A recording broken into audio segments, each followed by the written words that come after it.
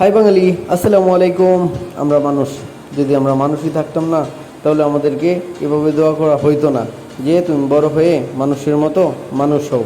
যদি আমরা মানুষই থাকতাম তাহলে একজন মানুষকে প্রকাশ্যে আমরা মেরে ফেলতাম না পাথর মেরে, ছিনতাই করতে গিয়া একজন মানুষকে মেরে ফেলতাম না।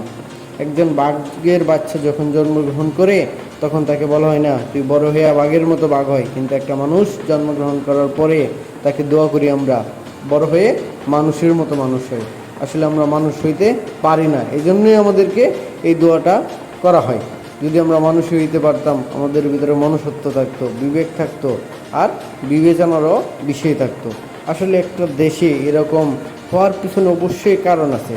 সেই মূল কারণটা হলো আমাদের দেশে সুশাসন নাই। আমাদের দেশে একজন অপরাধ করলে তার প্রাপ্য শাস্তিটা সে পায় না। সে যদি প্রাপ্য শাস্তিটা পাইতো তাহলে সেই শাস্তিটা দেখে অন্যজন মানুষ সেই পাপটা করার আর সাহস পাইতো না। আমরা বাঙালি, আমরা পারি কি একজন আরেকজনরে তেল মারতে, একজন আরেকজনের ক্ষতি করতে। আমরা পারি একটা জিনিসের দাম ঊর্ধ্বগতিতে বাড়াইতে। আমরা পারি না এমন কোনো কাজ